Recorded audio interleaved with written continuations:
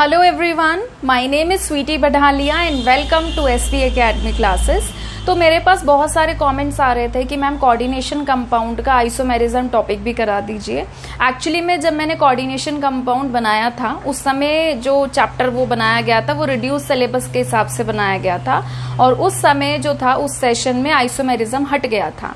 अब दोबारा से नए सेशन में 2022 से 2023 वाले सेशन में फिर से आइसोमेरिज्म को डाल दिया है सिलेबस में, तो हम इस टॉपिक को करेंगे और इसी वीडियो लेक्चर को मैं प्लेलिस्ट में ऐड कर दूंगी। उम्मीद करती हूँ कि इस वीडियो लेक्चर के बाद आपको आइसोमेरिज्म टॉपिक जो है वो बहुत अच्छे से क्लियर हो जाएगा। ठीक है, तो अब सबसे पहले आते हैं हम टर्म पर। आइसोमर्स क्या होता है, आइसोमेरिज्म क्या होता है। हमारे पास ना बहुत सारे ऐसे सब्सटेंसेस, बहुत सारे ऐसे कंपाउंड्स होते हैं जिनका मॉलिक्यूलर फॉर्मूला सेम होता है बट उनका जो अरेंजमेंट है एटम्स का वो अलग अलग होता है। तो इस तरीके के सब्सटेंसेस, इस तरीके के कंपाउंड्स को जिनका मॉलिक्यूलर फॉर्मूला तो सेम है बट स्ट्रक्चर अलग अलग होते हैं, इनको हम आइसोमर्स कहते हैं और इसी प्रोसेस को आइसोमेरिज्म का नाम दिया जाता है। ऑर्गेनिक कंपाउंड्स की जब हम बात करते हैं तो वो अलग अलग तरीके के आइसोमेरिज्म शो करते हैं, जैसे chain, positional, functional, metamer, tautomer. ठीक है, तो वो अलग अलग वैरायटी के शो करते हैं। आज हम ऑर्गेनिक कंपाउंड का आइसोमेरिज्म नहीं पढ़ रहे हैं, हम पढ़ रहे हैं इनऑर्गेनिक कंपाउंड का आइसोमेरिज्म। ये थोड़ा सा अलग होता है, थोड़ा सा वैरी करता है ऑर्गेनिक आइसोमेरिज्म से। ठीक है, तो बिना देरी करे स्टार्ट करते हैं। अब अगर हम बात करें सबसे पहले इस टर्म की, तो मैंने यहाँ पर लिखा है कि जब दो या दो से ज्यादा सब्सटेंसेस जिनका मॉलिक्यूलर फॉर्मूला सेम हो बट उनका डिफरेंट क्या हो, स्ट्रक्चरल या स्पैटियल अरेंजमेंट हो, एटम्स अलग अलग तरीके से अरेंज्ड हैं, तो उस डिफरेंट अरेंजमेंट वाले जो हमारे कंपाउंड्स रहेंगे उनको हम क्या कहेंगे, आइसोमर्स। आइसोमर्स का मॉलिक्यूलर फॉर्मूला सेम होना चाहिए और इसी फिनोमिना को हम क्या कहते हैं, आइसोमेरिज्म। ग्रीक शब्द, जो ग्रीक वर्ड्स हैं, ये ग्रीक शब्द हैं। आइसो का मतलब होता है सेम एंड मेरोस का मतलब होता है पार्ट, तो जिनके सेम पार्ट हो। मैं आपको एक एग्जांपल लेके समझाना चाहूंगी, जैसे है तो ये ऑर्गेनिक आइसोमर का एग्जांपल बट फिर भी ट्राई करते हैं, आपको बात क्लियर हो जाएगी। मान लीजिए हमारे पास है C2H6O। मैं इसको अरेंज करना चाहती हूँ अलग अलग फॉर्म में, ये मॉलिक्यूलर फॉर्मूला है हमारा। तो मान लीजिए हमने क्या किया, जब इसको अरेंज किया तो एक तरीके से हमने इसे ऐसे लिख दिया और दूसरे तरीके से हमने इसको ऐसे लिख दिया। यहाँ पे भी कार्बन 2 है, यहाँ पर भी 2 है, हाइड्रोजन यहाँ पर भी 6 है, यहाँ पर भी 3, 2, 5 और एक 6 है, ऑक्सीजन यहाँ पर भी 1 है और यहाँ पर भी 1 है। बट ये क्या है, ईथर, और ये क्या है, अल्कोहल। तो डिफरेंट डिफरेंट फंक्शनल ग्रुप हो गए है ना। तो यानी कि कहने की बात क्या है, मैं यहाँ पे मैसेज क्या डिलीवर करना चाहती हूँ कि इनका मॉलिक्यूलर फॉर्मूला सेम होता है बट इनका जो अरेंजमेंट होता है वो क्या हो जाता है, वेरी, जिसकी वजह से ये अलग अलग कंपाउंड्स की तरह बिहेव करने लग जाते हैं। तो ऐसे कंपाउंड्स को ही हम आइसोमर्स कहते हैं जिनका मॉलिक्यूलर फॉर्मूला सेम हो बट स्ट्रक्चर क्या हो, डिफरेंट। ठीक है, तो वीडियो को पॉज करके और आप इसकी डेफिनेशन लिख सकते हैं। आपको ये एग्जाम्पल लिखने की जरूरत नहीं है, इतना लिख लीजिए, वही काफी है। एग्जाम्पल्स तो जब अभी हम पढ़ेंगे कोऑर्डिनेशन के तो बहुत मिलेंगे आपको। ठीक है, तो अगर आप मेरे वीडियो लेक्चर्स कंटिन्यूएशन में देखते हैं, आप मुझे फॉलो करते हैं, तो आपको पता होगा कि मैं हमेशा कोई भी टॉपिक को पढ़ाने से पहले उसका फ्लो चार्ट बनाना प्रेफर करती हूँ, क्योंकि ये आपको रिवीजन में बहुत काम आता है। जब रिवीजन हम करते हैं और हमारे पास ज़्यादा टाइम नहीं होता तो एक बार क्विकली आपको जब नज़र मारनी होती है तो फ्लो चार्ट बहुत इंपॉर्टेंट रोल प्ले करता है। मेरे को तो एग्जाम्स में कई बार फ्लो चार्ट की वजह से चीज़ें याद आ जाती हैं कि अच्छा देखो वहाँ पे मैंने ये करा था, ये लिखा था, तो ऐसा ऐसा होता है अगर मैं कोई चीज़ भूल जाती हूँ तो फ्लो चार्ट काफ़ी इंपॉर्टेंट होते हैं। मैं उम्मीद करती हूँ कि आपके लिए भी ये हेल्पफुल रहेंगे। अगर हम कोऑर्डिनेशन कंपाउंड के आइसोमेरिज्म की बात करें तो मेजरली इसको दो रूपों में पढ़ा जाता है। एक होता है हमारा स्ट्रक्चरल आइसोमेरिज्म और एक रहता है हमारा स्टीरियो आइसोमेरिज्म। स्ट्रक्चरल आइसोमेरिज्म में क्या करते हैं हम, मॉलिक्यूल तो नहीं कहेंगे, कोऑर्डिनेशन कंपाउंड में लीगेंड्स कहते हैं हम।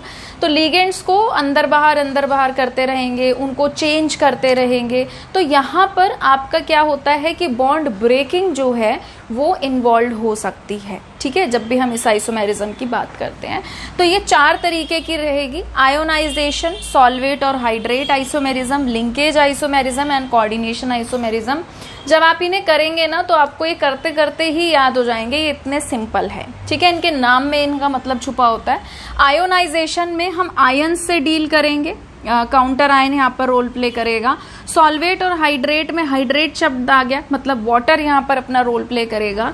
लिंकेज आइसोमेरिज्म में लिंक शब्द आ गया, यानी कि लिंक जब कोई किसी चीज से जुड़ा हुआ होता है तो एम्बिडेंटेट लिगेंड्स जो है यहाँ पर अपना अलग अलग डोनर एटम से लिंक यानी कि बॉन्ड बनाते हैं। और कोऑर्डिनेशन आइसोमेरिज्म में पूरा का पूरा कॉम्प्लेक्स उठकर आ जाता है केटायन और एनायन की फॉर्म में, ठीक है।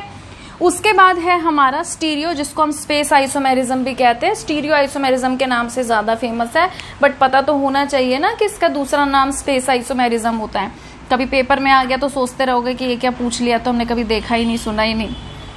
तो इसको हम मेजरली 2 पार्ट में क्लासीफाई कर देते हैं। एक रहेगा ज्योमेट्रिकल आइसोमेरिज्म, एक रहेगा ऑप्टिकल आइसोमेरिज्म। काफी इंपॉर्टेंट है और इजी बहुत है, आपको पता भी नहीं चलेगा करते करते कि अरे खत्म भी हो गया। ज्योमेट्रिकल आइसोमेरिज्म को हम 2 पार्ट में डिवाइड करते हैं। एक हम पढ़ेंगे स्क्वायर प्लेनर कॉम्प्लेक्सेस के बारे में, एक हम पढ़ेंगे ऑक्टाहेड्रल कॉम्प्लेक्सेस के बारे में। टेट्राहेड्रल कॉम्प्लेक्सेस जो हैं वो ज्योमेट्रिकल आइसोमेरिज्म नहीं शो करते हैं, क्योंकि वहां पे सारे एंगल्स सेम रहते हैं। जब इस टॉपिक पर हम आएंगे तब इसके बारे में हम डिटेल में चर्चा करेंगे। उसके बाद है ऑप्टिकल आइसोमेरिज्म। ऑप्टिकल आइसोमर्स याद करो, आपने कहीं सुना होगा हेलो एल्केन हेलो अरीन के अंदर, कि हमारे पास कुछ ऐसे सब्सटेंसेस होते हैं जो ऑप्टिकली एक्टिव होते हैं और उनके अंदर से अगर प्लेन पोलराइज लाइट को पास कराया जाता है तो वो क्या करते हैं, प्लेन पोलराइज लाइट को या तो राइट में रोटेट कर देते हैं या लेफ्ट में रोटेट कर देते हैं।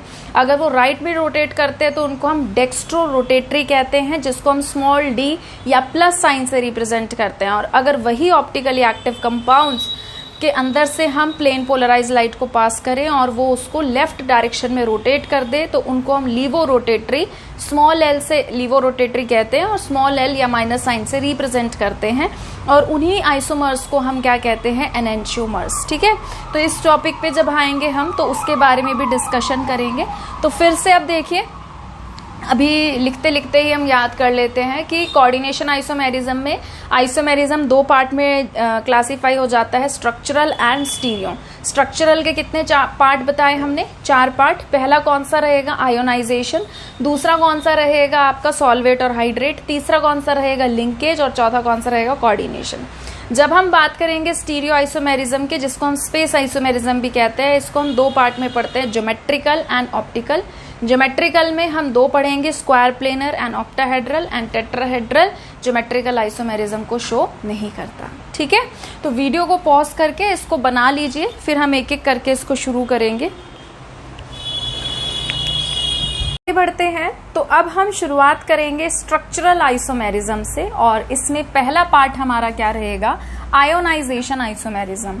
आपसे अगर कोई पूछ ले कि स्ट्रक्चरल आइसोमेरिज्म से आप क्या समझते हैं, तो आप कह सकते हैं कि जिनके डिफरेंट डिफरेंट स्ट्रक्चर्स होते हैं उनको हम क्या कहेंगे, स्ट्रक्चरल आइसोमेरिज्म। फॉर्मूला इनका सेम रहेगा, कॉम्पोजिशन सेम रहेगा। तो आयोनाइजेशन आइसोमेरिज्म में नाम में ही मतलब छुपा है। आयोनाइजेशन में आयंस का खेल रहेगा। आयोनाइजेशन में किसका खेल रहेगा, आयंस का खेल रहेगा। और कौन से आयंस का खेल रहेगा, काउंटर आयन, ठीक है। स्क्वायर ब्रैकेट के अंदर जो होता है उनको तो हम लीगेंड के नाम से जानते हैं, तो ब्रैकेट के बाहर वालों को हम काउंटर आयंस कहते हैं। तो आप वहां से याद रख सकते हैं। याद रखने का तरीका बता रही हूं मैं ये कि भाई पूरे कोऑर्डिनेशन कॉम्प्लेक्स के अंदर काउंटर आयन किसको कहा जाता है, जो ब्रैकेट के बाहर हो। तो आयंस, उन काउंटर आयन का कुछ ना कुछ रोल रहेगा आयोनाइजेशन आइसोमेरिज्म में। अब देखिए इसमें क्या है, compounds which give different ions in solution. ऐसे कंपाउंड्स जो डिफरेंट आयंस देंगे सोल्यूशन में, ऑल्दो इनकी कॉम्पोजिशन क्या रहेगी, सेम, इन्हें हम बोलते हैं आयोनाइजेशन आइसोमर्स। और इसी प्रोसेस, इसी फिनोमिना को आयोनाइजेशन आइसोमेरिज्म के नाम से जाना जाता है। जैसे ये एक एग्जाम्पल है, अब देखो कोबाल्ट यहाँ पर भी है, कोबाल्ट यहाँ पर भी है, 5 अमोनिया यहाँ पर भी है, 5 अमोनिया यहाँ पर भी है। यहाँ पर ब्रोमीन है और यहाँ पर सल्फेट है। यहाँ सल्फेट बाहर है और ब्रोमीन अंदर था, वहां ब्रोमीन बाहर हो गया। सल्फेट यहाँ बाहर था, सल्फेट यहाँ अंदर हो गया। मतलब ब्रोमीन और सल्फेट का क्या हुआ है, ब्रोमीन और सल्फेट का एक्सचेंज हुआ है, अदला बदली हुई है।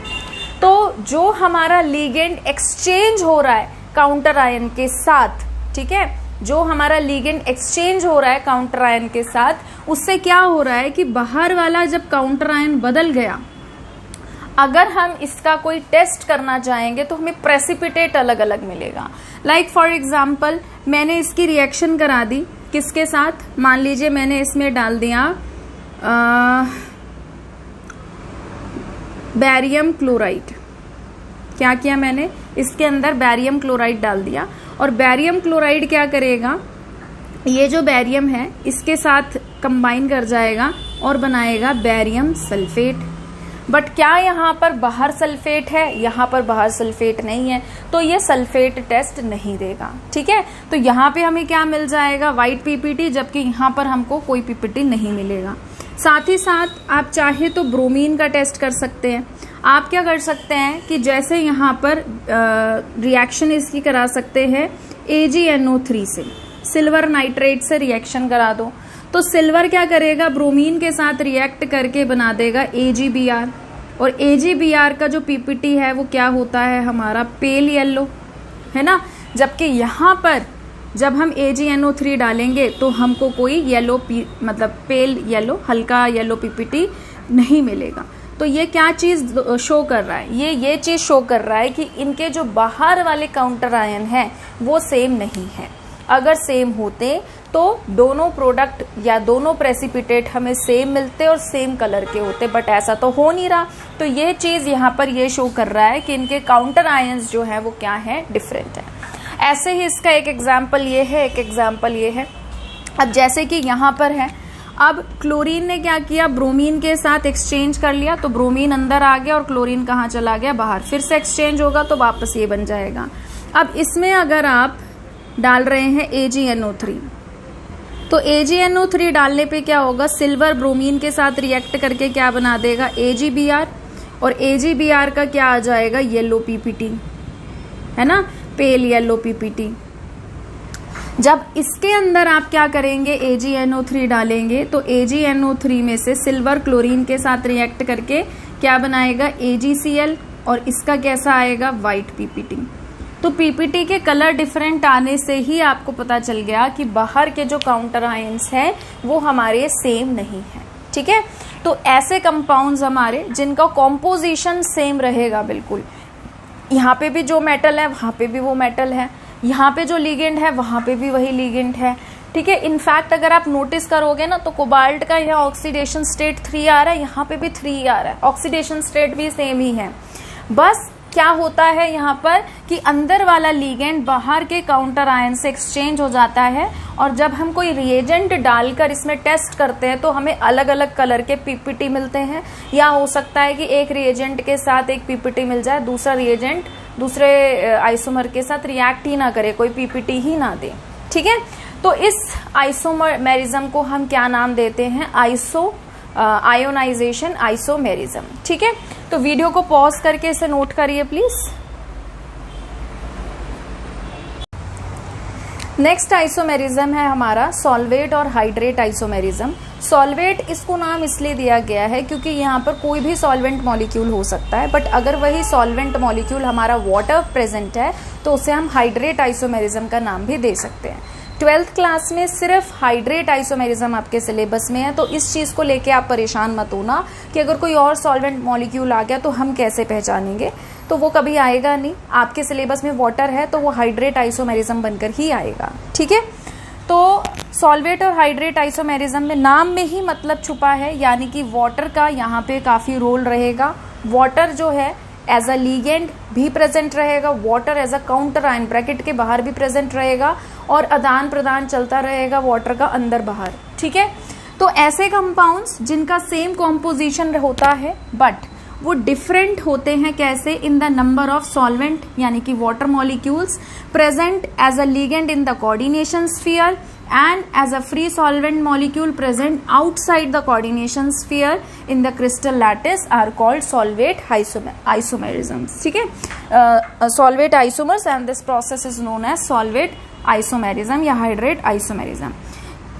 जब भी आप आइसोमर्स बनाते हैं आपको इस बात का खास ध्यान रखना होता है कि जो आपका मेटल है उसका कोऑर्डिनेशन नंबर नहीं बदल देना है।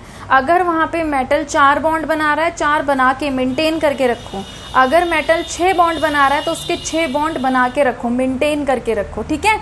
ऐसा नहीं कि नंबर ऑफ बॉन्ड्स जो हैं आपके वही आप कम ज्यादा कर रहे हो।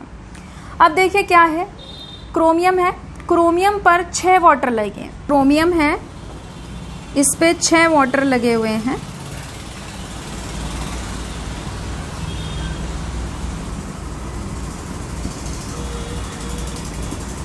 ठीक है। और इसके बाहर क्या है, इसके बाहर है 3 क्लोरीन एज Cl-Cl-Cl-, और ये कॉम्प्लेक्स जो है ये वॉयलेट कलर का है। अब हमने क्या किया, एक क्लोरीन को हमने अंदर कर दिया और एक वाटर को हमने बाहर कर दिया। तो हम उसके 6 बॉन्ड को 5 बॉन्ड नहीं कर रहे हैं या 4 बॉन्ड नहीं कर रहे हैं। तो अब क्या हुआ, एक क्लोरीन जब अंदर आया तो हमने क्या किया, एक वाटर को बाहर कर दिया। ये चीज़ हुई, एक वाटर बाहर, एक क्लोरीन अंदर और बाहर अभी भी 2 क्लोरीन है। तो अब इसका जो कलर है वॉयलेट ग्रीन से किस में चेंज हो गया, ब्लू कलर में। अब अगर अंदर आप लिगेंड चेंज करोगे तो जाहिर सी बात है कि कलर चेंज होगा, डी ट्रांजिशन में फ़र्क आएगा। नेक्स्ट केस में हमने क्या किया, एक और वाटर हमने बाहर कर दिया और एक क्लोरीन हमने अंदर कर दिया, ठीक है। तो ये कॉम्प्लेक्स बन गया हमारा। तो इसका कलर कैसा हो गया, डार्क ग्रीन। तो कहने का मतलब ये है कि हमें नंबर ऑफ बॉन्ड्स चेंज नहीं करने, कोशिश करिए कि जो आपका मेटल है उसका चार्ज डिस्टर्ब ना हो, सेम चार्ज का वो रहे। और उसके साथ साथ ही आपको ये देखना है कि जो वाटर है, ठीक है, एज अ लिगेंड और वाटर जो बाहर प्रेजेंट है एज अ काउंटर आयन, उनमें एक्सचेंज बराबर होना चाहिए, ठीक है। तो यहाँ पर क्या था, बाहर जो हमारा जैसे क्लोरीन था, क्लोरीन अंदर गया, एक वाटर बाहर। अब यहाँ पर अंदर कितने हैं वाटर, 5, और बाहर कितना है, 1, ठीक है। फिर उसके बाद दोबारा से क्या हुआ, एक क्लोरीन अंदर गया, एक वाटर बाहर आया। अब ध्यान अगर आप दो तो यहाँ पे भी 6 वाटर थे, यहाँ पे भी 5 और 1 6 वाटर है, और यहाँ पे भी 4 और 2 6 वाटर है। तो वाटर मॉलिक्यूल्स जो हैं आपके, उसका नंबर भी आपको फिक्स रखना है, ठीक है। ऐसा नहीं है कि मतलब लिखना ही भूल गए यहाँ पे, या फिर आप यहाँ पे नंबर लिखने में गड़बड़ कर रहे हो। तो ऐसे राइटिंग एरर्स आपको नहीं करने हैं। और वाटर जो है बाहर जाएगा, अंदर का जो मतलब बाहर का जो काउंटर आयन है वो अंदर आएगा, ठीक है। तो जब water as a ligand exchange होता है बाहर के काउंटर आयन के साथ, तो वो किस तरीके का आइसोमेरिज्म शो करता है, सॉल्वेट या फिर हाइड्रेट आइसोमेरिज्म, ठीक है। वीडियो को पॉज करके इसे नोट करिए प्लीज। नेक्स्ट आइसोमेरिज्म है हमारा लिंकेज आइसोमेरिज्म। तो लिंकेज आइसोमेरिज्म में नाम में मतलब छुपा है लिंक ढूंढना है आपको। और सिर्फ एक ही लिगेंड होता है जो अलग अलग तरीके से बॉन्ड बना सकता है, जिसको हम बोलते हैं एम्बिडेंटेट लिगेंड। एम्बिडेंटेट लिगेंड्स क्या होते हैं, ऐसे लिगेंड्स जिसकी एक से ज्यादा डोनर साइट हो बट एक बार में एक ही डोनेट करे। Like for example NO2- nitrite ion. हो सकता है कि इसमें नाइट्रोजन जो है वो मेटल को इलेक्ट्रॉन डोनेट कर दे, और हो सकता है कि ऑक्सीजन जो है वो इलेक्ट्रॉन डोनेट कर दे किसको, मेटल को, ठीक है। तो अलग अलग तरीके से बॉन्ड बन रहा है सेम लिगेंड के द्वारा। तो ऐसे लिगेंड्स को हम क्या कहते हैं, एम्बिडेंटेट लिगेंड, जो एक से ज्यादा जिनके पास डोनर साइट है। यूनिडेंटेट लिगेंड्स होते हैं, ठीक है। यूनिडेंटेट को हम मोनोडेंटेट भी कहते हैं। तो ऐसे मोनोडेंटेट लिगेंड जिनकी एक से ज्यादा डोनर साइट हो बट एक बार में एक ही डोनेट करे, वो लिंकेज आइसोमेरिज्म को शो करते हैं। तो कभी भी आपको एग्जाम्पल में अगर एम्बिडेंटेट लिगेंड नजर आ जाए तो पहचान जाइए कि लिंकेज आइसोमेरिज्म वहां पर हो रहा होगा।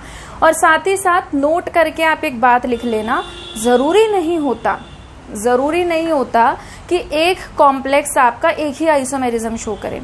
कई बार हमें 2 पेयर दे देते हैं और वो 2 आइसोमेरिज्म 3 आइसोमेरिज्म भी शो कर रहे होते हैं। एक से ज्यादा आइसोमेरिज्म भी किसी एक कंपाउंड के द्वारा शो किया जा सकता है, ठीक है। तो ऐसे मत सोचना कि एक कंपाउंड एक ही आइसोमेरिज्म शो करेगा। जब हम क्वेश्चंस वगैरह करेंगे ना, वहां पे हम इन बातों को कवर अप करेंगे, ठीक है।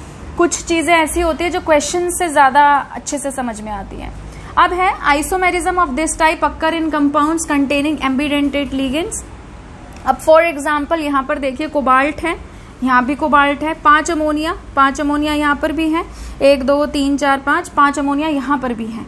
NO2 यहाँ पर भी है, NO2 यहाँ पर भी है, बट यहाँ पे NO2 का नाइट्रोजन डोनेट कर रहा है और यहाँ पर NO2 का ऑक्सीजन एटम डोनेट कर रहा है। ठीक है, तो ये जो आइसोमेरिज्म है ये लिगेंड के द्वारा शो किया जा रहा है। ठीक है, ये किसके द्वारा शो किया जा रहा है? लिगेंड के द्वारा, और लिगेंड भी यहाँ पर कौन सा है? Ambidentate ligand. ठीक है, कुछ एग्जाम्पल्स हैं इसके और दूसरे भी, जैसे क्रोमियम वाले का यहाँ पर दे रखा है, तो पता नहीं दिखेगा नहीं दिखेगा, मैं यहाँ ऊपर बना देती हूँ छोटा सा।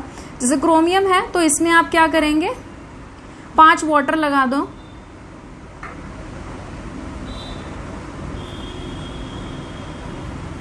और एक क्या है आपका SCN। दूसरी जगह क्या करना है आपको, बस SCN की जगह क्या लगा देना है? NCS। बाकी आपके क्या रहेंगे? वाटर रहेंगे।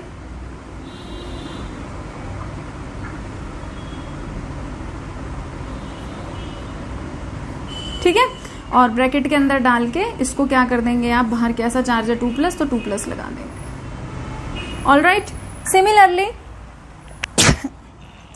सिमिलरली यहाँ पर NO2 और ONO मतलब नाइट्राइट जो है, अगेन ये क्या कर रहा है? लिंकेज आइसोमेरिज्म शो कर रहा है। ठीक है, तो वीडियो को पॉज करके इसे नोट करिए प्लीज। लास्ट आइसोमेरिज्म है हमारा स्ट्रक्चरल का, जिसका नाम है कोऑर्डिनेशन आइसोमेरिज्म, और नाम में ही मतलब छुपा है। कोऑर्डिनेशन आइसोमेरिज्म मतलब इसमें खुद पूरा का पूरा कोऑर्डिनेशन कॉम्प्लेक्स, ये कोऑर्डिनेशन कंपाउंड उठकर आ जाता है। ठीक है, तो इसमें क्या है कि ये कोऑर्डिनेशन कॉम्प्लेक्स है, कंपाउंड है, जो किसका आइसोमर है? इसका आइसोमर है। इसकी पहचान क्या होती है? सबसे पहले तो आपको दिख गया कि भाई इसमें 2 स्क्वायर ब्रैकेट आ जाएंगे, पहली पहचान। दूसरी पहचान क्या है कि ये जो कॉम्प्लेक्स होते हैं ना, इन पे कुछ ना कुछ चार्जेस होते हैं। एक बार क्वेश्चन भी आया हुआ है जेई में, और इस तरीके के सवाल आपको मिल सकते हैं। जैसे अब तो आपका बोर्ड का पेपर भी, जिसमें असर्शन रीजनिंग आ जाती है, कई बार MCQ भी आ जाते हैं, तो आपसे ना ऐसे पूछा जा सकता है कि भाई कौन से 4 ऑप्शंस देकर पूछ लेंगे कौन सा स्टेटमेंट इसमें से गलत है। ठीक है, या इसमें से कौन सा स्टेटमेंट सही है कोऑर्डिनेशन आइसोमर्स के बारे में। तो भाई दे फॉर्म कीटायन एंड एनायन, तो ये बात सही है, क्योंकि इनमें क्या होता है, कॉम्प्लेक्सेस के ऊपर प्लस और माइनस का चार्ज होता है। यहाँ पर भी क्या रहेगा? प्लस और माइनस का चार्ज रहेगा। तो ये एक पूरा एक एग्जाम्पल है, ये एक दूसरा एग्जाम्पल है, ये एक तीसरा एग्जाम्पल है। तो हमें देखना पड़ेगा सबसे पहले कि भाई यहाँ पर जो चार्ज है, जब भी हम क्या करते हैं, लिगेंड का एक्सचेंज करते हैं। अगर आप नोटिस करो, कोबाल्ट पे यहाँ 6 अमोनिया थे, अब कोबाल्ट पे यहाँ क्या है? 6 साइनाइड। यहाँ पे क्रोमियम पर 6 साइनाइड है, यहाँ पे क्रोमियम पे क्या है? 6 अमोनिया। लिगेंड्स का आदान प्रदान हो गया। हम एक एक करके लिगेंड्स को एक्सचेंज करा सकते हैं, बट हम वो आइसोमर नहीं बनाएंगे जिसमें कॉम्प्लेक्स के बाहर 0 चार्ज आ जाए। हम वो कॉम्प्लेक्स जब एक्सचेंज करेंगे लिगेंड्स का, तो करते जाएंगे एक स्टेज आएगी जहां पर कॉम्प्लेक्स के बाहर 0 चार्ज आ जाएगा, तो वो हमारा आइसोमर नहीं कहलाएगा कोऑर्डिनेशन वाला, क्योंकि कोऑर्डिनेशन कंपाउंड की पहचान ही ये होती है कि स्क्वायर्स के मतलब स्क्वायर ब्रैकेट के ऊपर, कॉम्प्लेक्स के ब्रैकेट के ऊपर प्लस और माइनस चार्ज होना मैंडेटरी है।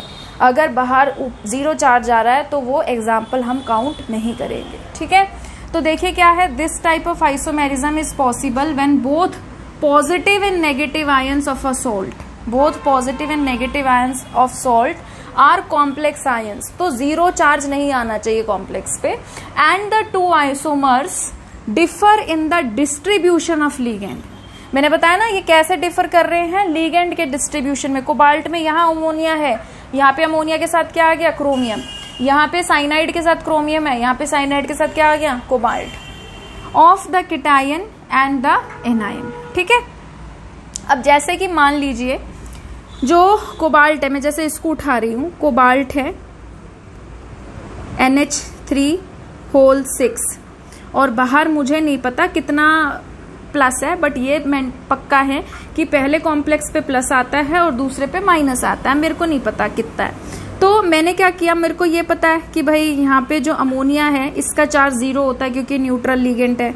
तो ये हो गया मेरा x, इसको भी छोड़ दो, x जमा 6 × 0 और यहाँ भी अभी मेरे को पता नहीं है क्या चार्ज है, तो x की मेरी कुछ ना कुछ वैल्यू आएगी। अमोनिया तो यहाँ रोल प्ले कर नहीं रहा।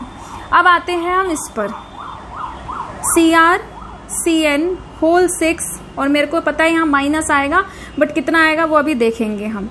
तो क्रोमियम जो है इसको मैंने x माना, और यहाँ पर साइनाइड जो है वो 6 है, और साइनाइड पे होता है -1 का चार्ज, और यहाँ पर अभी पता नहीं कितना है, तो मैं अभी कुछ लिख नहीं रही, डैश लिख देते हैं। फिर यह आ गया -6। अब मेरे को क्या करना होता है, इन कंपाउंड के बारे में बता रही हूँ कि इसमें क्या करना होता है। आपको ये देखना होता है कि जो मेटल हम ले रहे हैं उसके स्टेबल ऑक्सीडेशन स्टेट्स कौन कौन से हैं। लाइक फॉर एग्जांपल, जहाँ जो सपोज यहाँ पर प्लैटिनम होता कोबाल्ट की जगह, तो मेरे को पता है कि प्लैटिनम के स्टेबल ऑक्सीडेशन स्टेट 2 ही हैं, +2 और +4।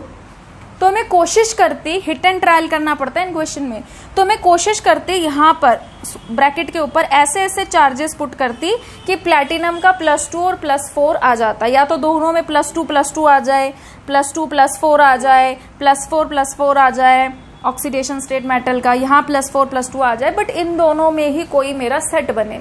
तो अब मैं सोचूंगी अच्छा मेरा ना यहाँ पे क्रोमियम है और कोबाल्ट है, तो मैंने क्रोमियम का स्टेबल ऑक्सीडेशन स्टेट कौन सा देख रखा है, मैंने क्रोमियम का कौन सा स्टेबल ऑक्सीडेशन स्टेट देख रखा है, तो मैंने देख रखा है 3+। कैसे देखो, थोड़ा सा क्विक बताऊंगी। क्रोमियम है एटॉमिक नंबर 24, कॉन्फ़िगरेशन क्या रहेगी, आर्गन 3d5 4s1। वैसे इसकी नीड नहीं है बताने की, बट मैं आपको चार्जेस निकालना बता रही हूँ, तो वो वहां पे काम आएगा आपको।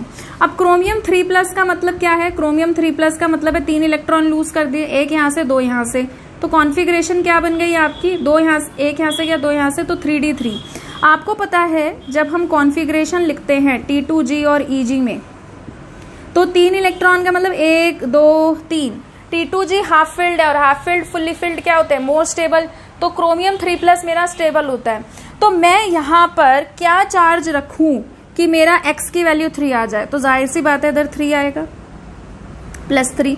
इस पे +3 है, तो इसको बैलेंस करने के लिए यहाँ -3 चाहिए, जाहिर सी बात है। तो -3 अगर मैं यहाँ पुट करूंगी तो ये 6 वहां जाके क्या हो जाएगा प्लस, और यहाँ भी x की वैल्यू क्या आ गई, +3। तो क्या क्रोमियम का +3 स्टेबल होता है, कोबाल्ट का +3 स्टेबल होता है, ठीक है। तो दोनों के, कोबाल्ट का भी +3 स्टेबल होता है और क्रोमियम का भी +3 स्टेबल होता है, तो कोई दिक्कत वाली बात है नहीं। कहने का मतलब यह है कि हमें स्टेबल ऑक्सीडेशन स्टेट यहाँ पर लिखने होते हैं, और कोबाल्ट का ऑक्सीडेशन स्टेट, 2 ही ऑक्सीडेशन स्टेट हैं जो सबसे ज्यादा स्टेबल होते हैं, +2 एंड +3। तो हमने क्या किया, इसको +3 मान लिया। अब ये आ गए भाई, यहाँ पे ++ आ गया, इसको भी मिटा दो,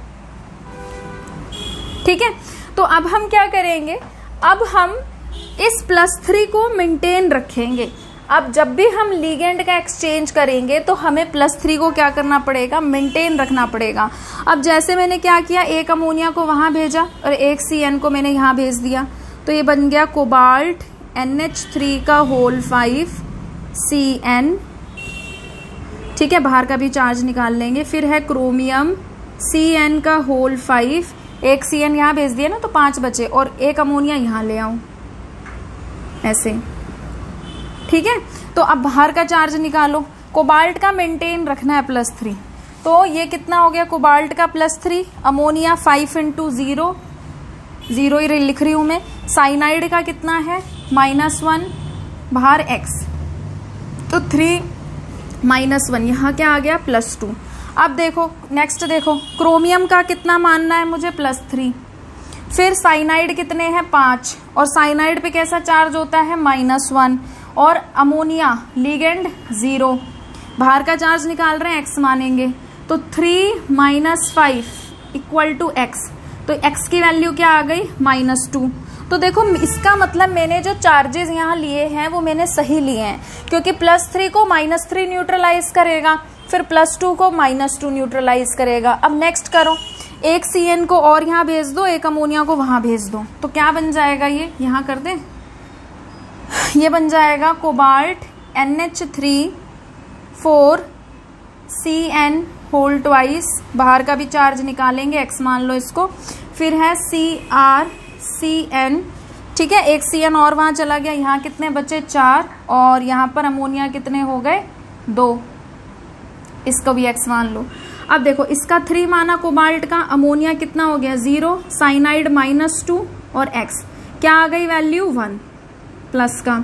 इसका निकालो, इसको माना क्रोमियम को +3, यहाँ कितना हो गया 4 × -4 और ये कितना हो गया 0, तो यहाँ कितना आ गया X की वैल्यू -1, तो यानी कि मेरा ये भी सही है।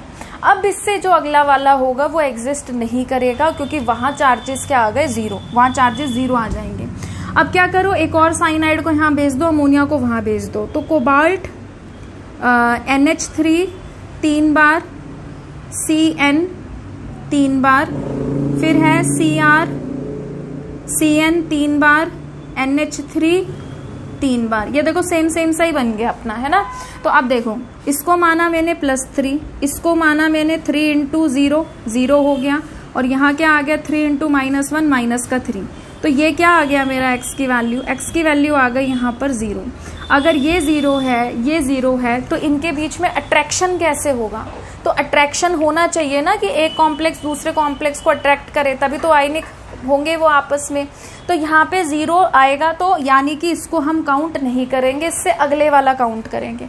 फिर क्या करना है, एक और साइनाइड को वहां भेज दो, इधर भेज दो, अमोनिया को वहां भेज दो, ऐसे करते जाओगे आप बारी बारी से, तो ये धीरे धीरे इससे किस में चेंज हो जाएगा, इसमें चेंज हो जाएगा। तो ऐसे आइसोमर्स को हम क्या बोलते हैं, कोऑर्डिनेशन आइसोमर्स। ठीक है, वीडियो को पॉज करके इसे नोट करिए प्लीज।